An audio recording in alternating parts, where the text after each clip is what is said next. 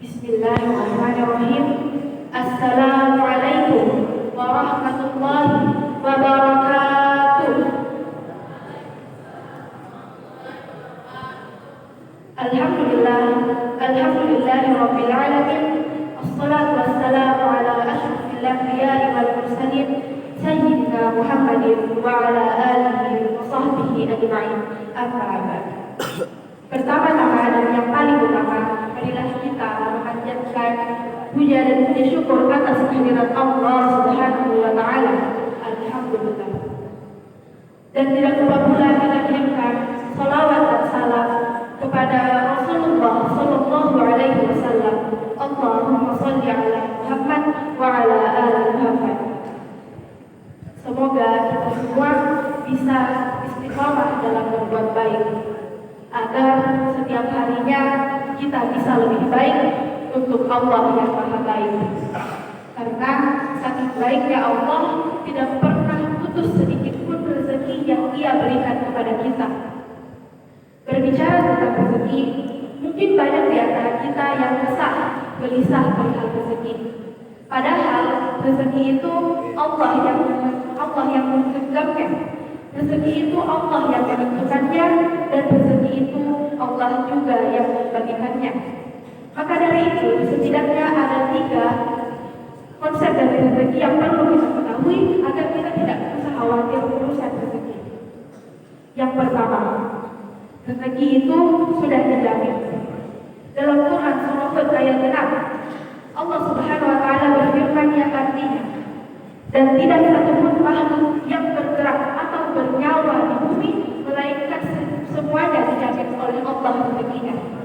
Jadi selama kita hidup, selama itulah Allah menyiapkan rezeki untuk kita.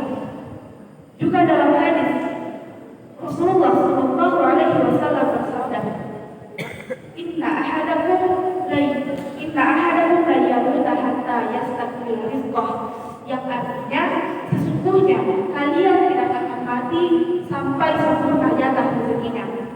Inilah yang perlu kita pahami, bahwa setiap kita sudah ditentukan rezekinya masing-masing. Karena apa yang ditakdirkan untukmu tak akan lari darimu, dan apa yang tidak ditakdirkan untukmu tak akan pernah kau miliki.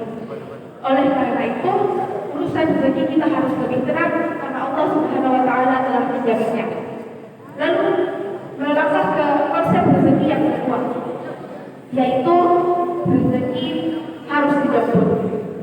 Walaupun rezeki itu sudah dijamin, bukan berarti kita hanya perlu bersantai, berleha-leha.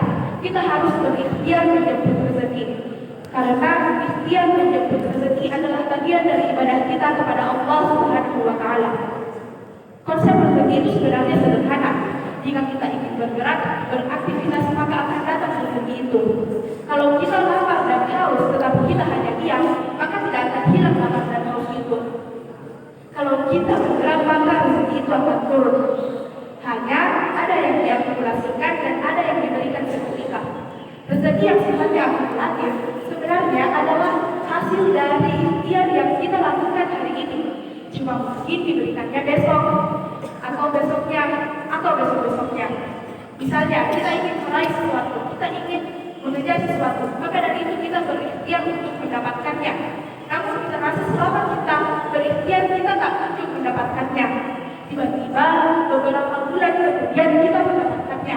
Namun yang kita dapatkan melebihi dari ekspektasi kita sebelumnya, lebih dari ekspektasi kita.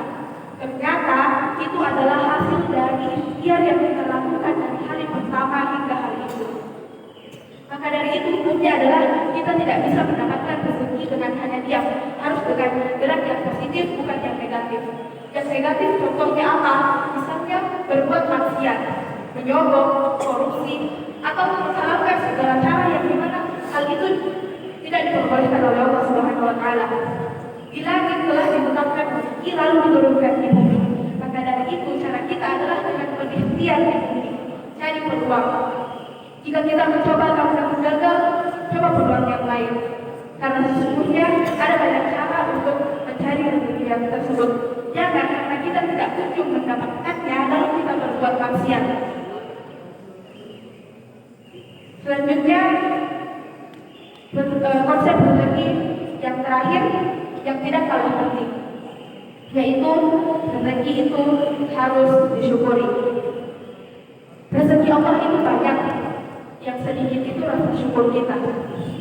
Rezeki Allah itu luas sekali, tapi yang sempit itu adalah hati kita. Mulai hari ini, marilah kita bersyukur atas segala rezeki yang diberikan oleh Allah kepada kita. Karena jika kita pandai mensyukuri segala rezeki yang diberikan, maka akan bertambah rezeki tersebut. Sebagaimana dalam Quran surah Ibrahim ayat 7. Bismillahirrahmanirrahim. Wa in ta'adzana rabbukum la in syakartum la azidannakum wa la in kafartum inna 'adzabi lasyadid. Ingatlah ketika Tuhan memaklumkan, sesungguhnya jika kamu bersyukur, niscaya aku akan menambah nikmatku. Tetapi jika kamu mengingkari nikmatku, sesungguhnya azabku benar-benar sangat keras. Maka dari itu janganlah kita mengeluh jika kita merasa rezeki itu sedikit. Syukurilah, karena jika kita bersyukurinya, maka hadiah yang kita dapatkan adalah rezeki tersebut akan bertambah. Dan yang terpenting lagi, jangan membatasi rezeki hanya urusan materi saja. Badan yang sehat itu rezeki, keluarga yang rukun itu rezeki, memiliki teman yang baik juga rezeki. Dan sampai sekarang, sampai detik ini kita masih diberi kesempatan untuk bernafas, itu juga bentuk dari rezeki dari Allah Subhanahu wa Ta'ala.